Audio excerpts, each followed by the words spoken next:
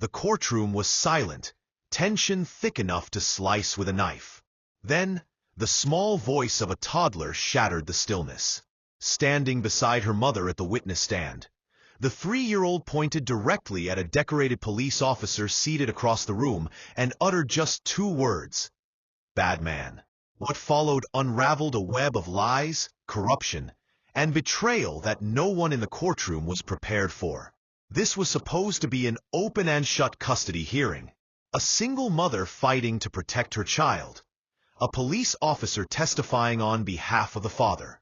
But when the child identified the officer with chilling certainty, it triggered an avalanche of hidden truths. How did this little girl recognize a man she was never supposed to have met? And what secrets had been buried beneath badges and legal files for far too long? The fluorescent lights in courtroom 3B buzzed faintly overhead, casting a sterile glow across the oak-paneled room. Olivia Reyes sat at the plaintiff's table, her hands tightly clasped in her lap, knuckles white. Beside her, her attorney shuffled papers, murmuring last-minute reminders, but Olivia barely heard them. Her eyes were fixed on the courtroom doors, waiting, dreading, the moment her ex-husband would walk through. This was the 4th day of the custody hearing, and the stakes could not be higher. Olivia wasn't just fighting for shared custody or weekend visitation rights. She was fighting to keep her daughter safe. Fighting for sole custody, something the court rarely granted without undeniable cause. And that was the problem. Olivia knew something was wrong. She had no bruises, no smoking gun, but her instincts screamed at her that her ex, Jacob Mercer, was hiding something dark. Their marriage had started out like any other, full of promise, warmth, and plans for a future. But by the time Lily was 2, the warmth had cooled into manipulation and threats. Olivia remembered the way Jacob's temper turned cold and clinical. Never enough to leave a mark, never loud enough to alert neighbors, but enough to make her stomach twist in knots every time he walked through the door. When she finally gathered the courage to leave, Jacob had flipped the script. He filed for partial custody, painting Olivia as unstable, overly emotional, and even paranoid. And with his connections in law enforcement, his best friend being a high-ranking police sergeant, he had every advantage. Olivia didn't stand a chance in court unless she could prove the danger she sensed in her bones. But that was the cruel irony. Fear doesn't make good evidence. Across the aisle sat Jacob, immaculately dressed, looking every bit the calm and collected father. His attorney, a high-profile litigator with a reputation for shredding emotional plaintiffs, leaned in and whispered something. Jacob smiled slightly, casting a glance toward Olivia, a smirk just wide enough for her to catch. It wasn't meant for the courtroom. It was meant for her. A silent reminder. You're losing. The court had already heard from child psychologists, parenting coordinators, and social workers. Olivia had begged them to listen, to consider the changes in Lily's behavior. How she started waking up screaming at night. How she would hide behind furniture when Jacob's name was mentioned. But each time, the experts came back with the same frustrating conclusion. The child was too young to make reliable statements, and the behavior could be attributed to transition anxiety from the custody arrangement. Now the court was set to hear testimony from Sergeant Daniel Croft, Jacob's longtime friend and decorated police officer. Croft was scheduled to testify that Olivia had once called him in a state of hysteria, making vague accusations against Jacob with no follow-up. He would say she'd seemed unstable, irrational. His badge and record would add weight to his words, tipping the scales further out of her favor. Olivia felt trapped in a nightmare, screaming into a void while people with polished shoes and practiced smiles labeled her as overly sensitive. But worst of all, she was beginning to doubt whether the truth alone was enough. In court, perception was everything, and her ex had mastered the art of looking innocent. Beside her, Lily sat quietly, coloring in a small notebook, her legs dangling from the chair. Olivia watched her daughter's tiny fingers clutch the crayon and felt a pang in her chest. This little girl was the reason she endured everything. The scrutiny, the skepticism, the silent accusations. If she gave up now, Lily would be forced to spend half her life in the home of a man Olivia no longer trusted. The bailiff called the room to order. The judge entered. Croft was next to testify. Olivia's throat tightened as the sergeant stood and made his way to the witness stand.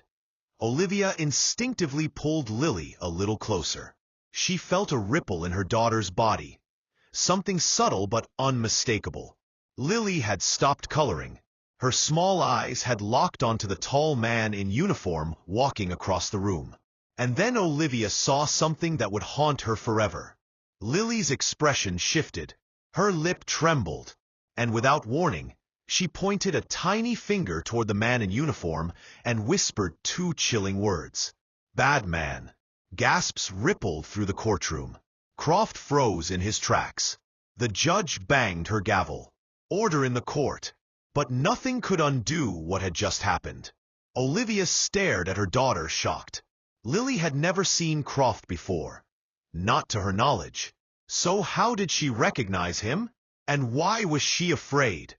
For the first time since the case began, the courtroom no longer saw Olivia as unstable. Now, they looked at her with a question burning behind their eyes. What does this child know that we don't? Sergeant Daniel Croft had spent 20 years in uniform. His chest bore a neat row of service ribbons. His record was spotless: commendations, heroics in the line of duty, and a well-known reputation for integrity. To most of the courtroom, he wasn't just a credible witness. He was a symbol of justice. So when he stepped up to the witness stand, the tension in the room shifted. Olivia Reyes could feel it, the subtle swing in power, like gravity pulling toward the man with the badge. He raised his right hand, took the oath, and settled into the witness chair like it was a familiar post. Confident, a seasoned performer in a courtroom that had seen far too many messy custody battles and false alarms. But Croft wasn't just any witness. He was the linchpin in Jacob Mercer's defense, and his testimony could undo everything Olivia had tried to build. The attorney for Jacob rose. "Sergeant Croft, how do you know Mr. Mercer?" Croft didn't hesitate. "We served together in the academy. We've been close friends ever since. I've seen him raise his daughter with nothing but love and patience. I'm here today because I believe he's being unfairly targeted by an emotionally overwhelmed ex-spouse." The attorney nodded, guiding him through a series of prepared questions designed to paint Olivia as paranoid. "Did you ever observe any behavior from Ms. Reyes that gave you concern?" Croft folded his hands. "I received a call from her one evening about 6 months ago. She was distraught, rambling about Jacob being dangerous. I responded personally to the address, found no signs of distress or disturbance. She refused to file a report, and no action was taken. Frankly, she seemed unstable."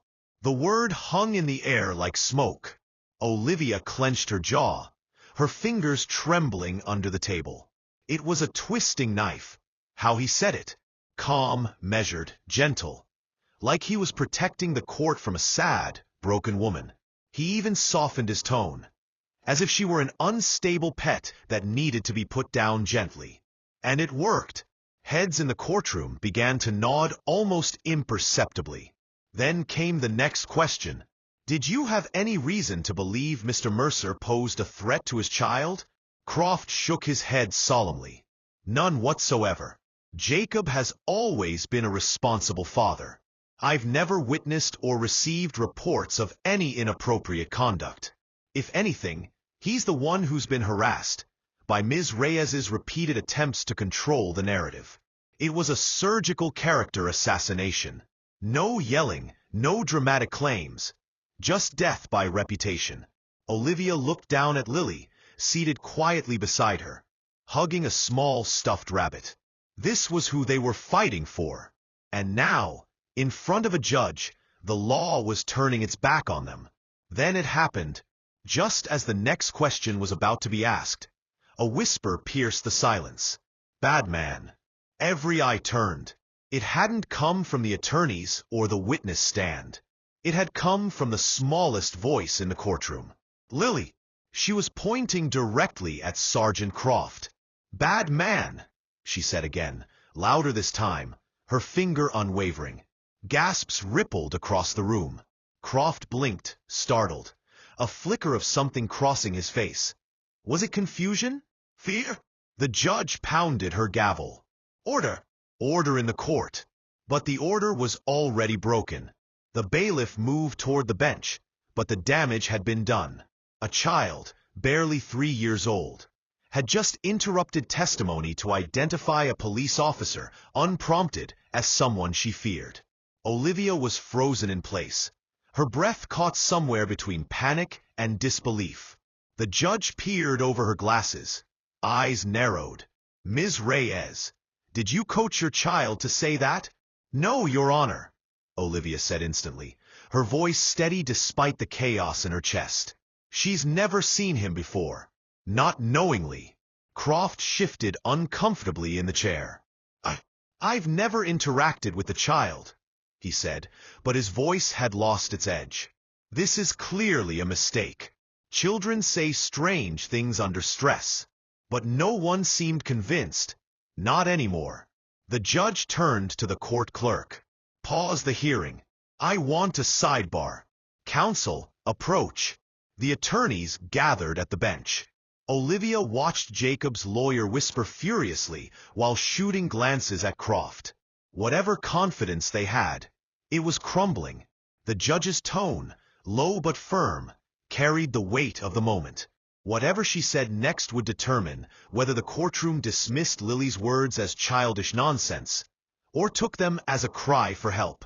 When the judge turned back to the court, her face was grave.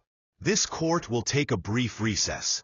In light of the unexpected outburst, I am ordering an immediate in-chambers review of Sergeant Croft's interaction with the parties involved. All prior statements will be reviewed under scrutiny." Croft tried to object. "Your Honor, with all due respect." She cut him off. "Sergeant, you are excused from the stand pending further inquiry." He rose slowly, but he didn't walk with the same confidence he'd arrived with. Olivia stared at Lily. The little girl had gone back to coloring, oblivious to the tidal wave she had just unleashed. And Olivia realized something then. The truth wasn't going to come from evidence or testimony. It was going to come from the voice no one expected to matter. The smallest witness in the room. The courtroom did not resume in the same rhythm it had started with. When the judge returned from chambers, the gavel no longer commanded calm. It commanded caution. Gone was the gentle patience often reserved for family court. Now, there was an edge to her voice, a judicial warning that what had started as a custody hearing might be turning into something much more serious. Everyone noticed the shift. Sergeant Daniel Croft was no longer sitting beside Jacob Mercer. Instead, he was escorted to a separate room for questioning by court-appointed investigators. What should have been an open-and-shut character witness statement had triggered a procedural storm. No one could ignore the words that had come from the toddler's mouth. And no one could pretend they hadn't seen the look on Croft's face when she said them. Fear. Real, raw fear. Olivia sat quietly with Lily in her lap, her arms protectively wrapped around her daughter. For the first time in months, she wasn't the one being interrogated or doubted. And yet, her heart pounded in her chest. Not with fear now, but with rising fury. The kind that comes from the realization that she had been telling the truth all along, and no one had listened until a child had to say it for her. The judge cleared her throat. "This court is hereby authorizing an emergency review of any past or present off-record interactions between Sergeant Croft and the Mercer/Reyes family. Officers of the court will subpoena relevant logs, home surveillance recordings, and any department-issued body cam footage that may exist." Jacob's attorney jumped up. "Your Honor, with all due respect, this feels more like a criminal investigation than a custody hearing." The judge didn't flinch. If that's what it becomes, then so be it. The safety of a minor is paramount. That single sentence cracked the courtroom like thunder. Within an hour, Olivia's lawyer had produced something she hadn't expected to be important before today. A 20-minute video clip from a motion-activated nanny cam in Lily's bedroom, taken nearly 3 months earlier. Olivia had installed it during a stretch when Lily's nightmares had grown worse, often waking up screaming and hiding under her bed. She had originally thought it was just trauma from the separation. Now, the footage meant something else entirely. The judge ordered the courtroom cleared except for legal teams, child services, and Olivia. The bailiff dimmed the lights as the video file was loaded onto a projector screen. The clip opened quietly. An empty room, a toddler's toys on the floor, the corner of Lily's bed in frame. The timestamp read 10:12 p.m. Then the door creaked open. In walked a man, tall, broad, moving with practiced caution. His face was partially obscured by shadows and a hooded sweatshirt, but the voice was unmistakable. "Where's your mama, kid?" he muttered, looking around. Lily, already under the bed, could be seen in the corner of the frame, completely still. The man didn't touch anything. He didn't take anything. He simply stood in the center of the room and spoke in a low, threatening tone. "She keeps talking. She's gonna lose everything. Understand? I don't care how small you are. You'll remember this." He knelt briefly, placing something, unseen, on the dresser, then turned and walked out. The footage ended. Silence. Horrible, heavy silence. The judge sat frozen. Jacob Mercer's face had turned the color of chalk. Olivia's hands trembled, but not from fear, from vindication, from the horrific realization that not only had she been right, but that the very system meant to protect her child had nearly handed her over to the people who wanted to silence them both. Jacob's lawyer stood slowly. "That could be anyone. There's no way to prove that's Sergeant Croft." "Wrong," said Olivia's attorney, standing. "Audio enhancement from the clip is already underway. But we won't need it, because," he turned toward the prosecution desk, "we've just received confirmation that Sergeant Croft's patrol car GPS placed him 2 blocks from Olivia's residence the night this footage was taken. He was off duty. He had no official reason to be in the area." The courtroom spun. Now, even Jacob looked rattled. Suddenly, every quiet doubt Olivia had whispered over the past year, every dismissed fear, every ignored plea, had erupted into undeniable evidence. Her daughter hadn't simply imagined a bad man. She had seen one. The judge exhaled slowly, steepling her fingers. "I am suspending all current custody visitation privileges for Mr. Mercer pending further investigation. Sergeant Croft will be taken into formal custody for questioning. Court will reconvene once additional evidence has been reviewed." As the courtroom cleared, Olivia glanced down at Lily, who had fallen asleep against her chest. She kissed the top of her daughter's head and whispered, "You were so brave today." For the first time in the entire ordeal, Olivia felt the weight on her chest lighten. But she knew this wasn't over. This was just the beginning of the truth. The walls of Courtroom 3B now felt less like a place of law and more like the inside of a volcano. Quiet for now, but pressurized, dangerous, ready to erupt. What started as a family court hearing had unraveled into something darker. A web of secrets, lies, and potential criminal conspiracy. At the center of it all stood Olivia Reyes, once accused of paranoia, now vindicated by the simplest of tools. A motion-activated nanny cam tucked discreetly inside a plush bunny on her daughter's dresser. And what it revealed was about to blow the case wide open. The clip was handed over to digital forensic analysts within the hour after the previous session ended. The video had already shown a man, hooded, threatening, confident, entering Lily's bedroom at night while Olivia and her daughter were supposed to be alone in the house. The voice had sounded like Sergeant Daniel Croft, but the shadows had shielded his identity just enough to allow doubt. But now, Olivia's attorney had more. "Your Honor," he said, rising at the next session with a file in hand, "we have obtained confirmation from digital experts. Not only is the audio consistent with Croft's voice, but we've also discovered fingerprints, his fingerprints, on the toy camera." The judge arched an eyebrow. "Explain." "The hidden camera was installed inside a plush toy bunny that sits in Lily's room. In the footage we submitted yesterday, the suspect picks it up briefly, possibly unaware of its true function. Our team retrieved 2 sets of prints. One belongs to Olivia Reyes. The other matches the fingerprint records of Sergeant Daniel Croft." A stunned silence followed. Jacob Mercer's face turned from pale to visibly sweating. His lawyer didn't speak. He only shifted uncomfortably in his seat, lips drawn tight. The judge spoke with calm precision. "So we have a police officer, off-duty, unlawfully entering the residence of a woman who has repeatedly requested protection from him, threatening her child, and leaving evidence behind. Is that correct?" "Yes, Your Honor. And we have more." That phrase landed like a strike of thunder. Olivia's attorney produced another file, this one thicker, and walked it to the bailiff. It was handed to the judge, who skimmed the first few pages, her expression darkening with every line.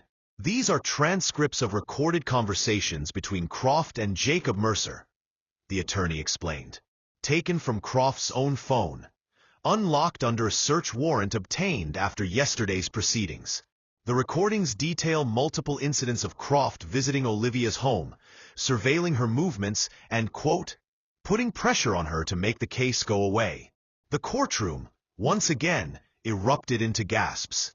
The judge immediately called for silence. The transcript continued. Croft had not been acting alone. He had been operating under instruction from Jacob Mercer himself. In one recording, Jacob can be heard saying, "She thinks she can cry her way out of this. Make her think she's losing her mind." Just enough to tip the court's favor. Another recorded Croft responding, "Don't worry. A few late-night knocks. Let her feel watched. She'll break." The judge looked up slowly. "Is Sergeant Croft in the building?" A bailiff responded, "He's currently being held in interview chambers, Your Honor, under supervision." The judge nodded grimly. "And Mr. Mercer, have you been made aware of the consequences of conspiring with a member of law enforcement to harass and intimidate the opposing party in a legal case?" Jacob didn't answer. Olivia watched him squirm in his chair, his once charming posture now reduced to twitchy fingers and an unsteady jaw. She could feel the room turning against him, could see it in the posture of every legal official now giving her their full attention. For the first time, Olivia felt like she wasn't alone. The judge leaned forward. "This court considers this not just a breach of ethical conduct. It is a violation of public trust, criminal law, and parental responsibility. Mr. Mercer, you will be detained immediately pending formal charges of conspiracy, witness intimidation, and endangering the welfare of a minor." Jacob finally broke his silence. "This is insane. She's manipulating the whole system. She's turning the kid against me. That's what this is." But his words didn't matter anymore. The bailiff moved toward him as the judge issued the order. "Mr. Mercer, you are no longer a petitioner in this court. You are a defendant in a criminal matter." As Jacob was escorted out, still shouting, Olivia pulled Lily closer to her. The little girl watched the scene unfold with a curious expression, but no fear. Maybe, somehow, she sensed that her voice had changed everything. Olivia felt tears threaten her eyes. Not from sadness, but from the overwhelming flood of relief and exhaustion. For months, she had been gaslit, undermined, and threatened into silence. And now, in front of everyone, the truth had exploded into the open. The judge adjourned the session to allow for formal charges to be filed. But the outcome was already written in the expressions of everyone in that room. A mother had been heard, a child had been believed, and a carefully constructed lie shielded by a badge and a name, had come crashing down under the watchful eye of the law. The silence inside the precinct that morning was suffocating. The arrest of Sergeant Daniel Croft had sent shockwaves through the entire police department. Not because he'd been caught, but because of how deep the betrayal ran. 20 years in uniform, medals, public trust, a name etched into the community's respect. But all of that had unraveled in a single week, peeled back by the tiniest voice in the courtroom. A 3-year-old girl who had no idea she just detonated a bomb inside the justice system. Croft sat behind the glass in a holding cell, his once pristine uniform replaced with a gray detention shirt. His badge, his gun, his authority, all stripped. His eyes were red, not from tears, but from the stunned silence of a man who had never expected to be on this side of the law. Across from him sat Internal Affairs Lieutenant Raymond Kessler, recorder blinking red on the table. "You want to talk?" Kessler asked, arms folded. Croft didn't answer immediately. His voice, when it finally came, wasn't defiant. It was hollow. It was supposed to scare her, he said. Just enough to keep her quiet. "I didn't touch the kid. I didn't hurt anyone." Kessler leaned forward, eyes cold. "You entered a woman's house at night without a warrant. You threatened her child. You conspired with a father to tamper with a court proceeding. You used your badge to silence a victim. And now we have audio, GPS, prints, and a witness. You don't just scare people like that and expect to stay a cop." Croft shook his head slowly. "I did it for Jacob. He was losing his daughter. And I knew what it was like to be shut out of your kid's life. There it was, a crack. A justification, weak and fraying. You did it because you thought the badge made you untouchable," Kessler snapped. "But guess what, Danny? The line we stand behind. The thin blue line. It's not there to protect men like you. It's there to protect the people from men like you." Croft said nothing more. Back in the courtroom, Olivia Reyes sat next to her attorney, the weight of weeks, months, and years pressing into her bones. Across the aisle sat the empty seat where Jacob once stood, now replaced by a legal guardian from Child Services and a court-appointed advocate. The judge, flanked by 2 armed bailiffs, entered with solemn gravity. She looked out at the quiet courtroom, then down at the stack of papers before her. "The events that have come to light over the past 48 hours have fundamentally changed the nature of this hearing," she began. "What started as a custody dispute has exposed a pattern of abuse, systemic failure, and corruption at the highest level of law enforcement trust." A soft murmur passed through the gallery, but no one dared speak above it. The judge continued. "This court has reviewed evidence showing not only conspiracy and coercion, but direct intimidation of a minor child. That child's voice, small, honest, and unfiltered, has become the catalyst for a reckoning this court did not anticipate but will not ignore." Olivia's throat tightened. She kept her hands on Lily's shoulders, steadying both of them. "Sergeant Daniel Croft has been formally charged and remanded without bail. Mr. Jacob Mercer will face criminal proceedings for conspiracy, obstruction, and child endangerment. And this court will be forwarding all related findings to the district attorney's office and the state police commissioner." Then came the pause, the moment Olivia had been waiting for. "As for the matter of custody, Olivia Reyes, this court recognizes your efforts to protect your child under extreme psychological duress, intimidation, and isolation. You acted with reason, vigilance, and courage. Effective immediately, full custody of Lily Reyes is granted to you without limitation. Mr. Mercer's parental rights will be suspended pending the outcome of his criminal trial." Olivia let out a breath that had lived inside her for months. Tears finally fell, not out of fear, but release. Relief! Justice! She hugged Lily tight, and for the first time, her daughter hugged her back with a smile, no fear in her little eyes. The judge leaned back in her chair and spoke one final time, her voice no longer judicial, but human. This court is often told that children are unreliable, that they can't understand what they see, or that their words lack meaning. Today, we've been reminded that children often speak the purest truths, because they speak without agenda, without fear of how it will be received. And sometimes, they're the only ones brave enough to say what adults refuse to see. She stood. This hearing is adjourned. The gavel came down one final time. As Olivia and Lily walked out of the courtroom, the weight that had lived in their home, in every shadow, in every knock at the door, in every look that told Olivia she was just emotional, evaporated into the morning air. Justice hadn't just been served. It had finally listened. The courtroom is silent as the judge delivers her verdict. Her voice is calm, but every word carries weight. Today, we witness something rare. The justice system humbled by the voice of a child. A voice that pierced through the noise, the manipulation, the power games, and told us the truth no one else dared say. We are often told that children don't understand, that they exaggerate. But what we forget is that children also see what adults choose to ignore.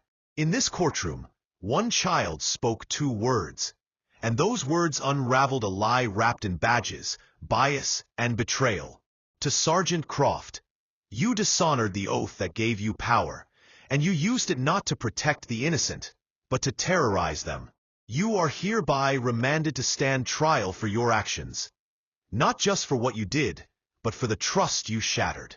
To Jacob Mercer, fatherhood is not a weapon. It is not a right you manipulate in court while waging war outside of it. Your attempt to weaponize fear against the mother of your child ends here. You will face the full weight of the law for your crimes. And to Olivia Reyes, you stood your ground when no one believed you. You protected your daughter when the system failed you. And you taught us all that courage doesn't always roar. Sometimes, it whispers through tears, through fear, and through unwavering love. Custody of Lily Reyes is fully and permanently awarded to you. Court is adjourned.